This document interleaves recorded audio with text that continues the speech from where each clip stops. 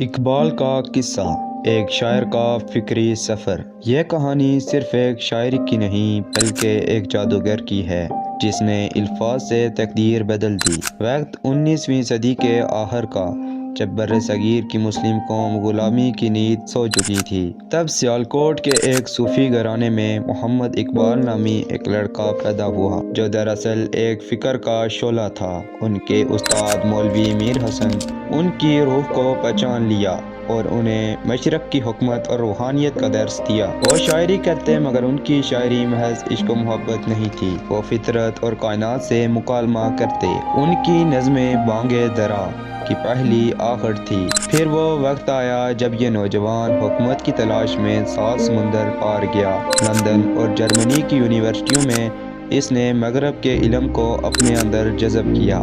وہ ان کی ترقی سے مرعوب نہیں ہوا بلکہ تنقید کی نظر سے دیکھا گیا۔ وہ جان گیا کہ مادی ترقی نے انسان کے اندر کی روح کو قتل کر دیا ہے۔ وہ واپس لوٹا مگر اب وہ صرف وکیل نہیں تھا، وہ دانائے راز بن چکا تھا۔ وطن واپسی پر اقبال نے قوم کو تحفہ دیا، خودی کا فلسفہ۔ انہوں نے آواز لگائی، غلامی کی زنجیریں توڑ دو، تم ایک بے جان مٹی نہیں بلکہ ایک زندہ اور باوقار روح ہو۔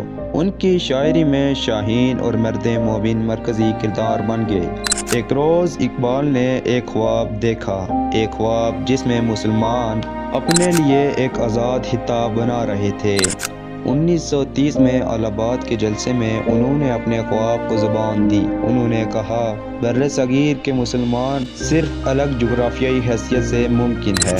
خواب تو دیکھ لیا مگر اسے تعبیر کون دیتا؟ اقبال نے اپنے خواب کی تعبیر کے لیے ایک کردار کو پہچانا، وہ تھے محمد علی جناح۔ اقبال نے جناح کو لکھا، قوم کا جہاز ساحل تک لے جا سکتے ہیں۔ شاعر اور وکیل کا یہ فکری اور سیاسی اتحاد ہی تحریک پاکستان کی اصل طاقت بنا۔ اقبال نے نظریہ دیا اور جناح نے اسے حقیقت بنایا۔ انہوں نے نوجوانوں کو اپنے بیٹے جاوید کے ذریعے خطاب کیا۔ ان کا آخری پیغام تھا، قرآن کی حکمت اور عشق رسول صلی اللہ علیہ وسلم کو اپنا رہنما بناؤ۔ وہ جان چکے تھے کہ ان کا مقصد پورا ہو گیا ہے۔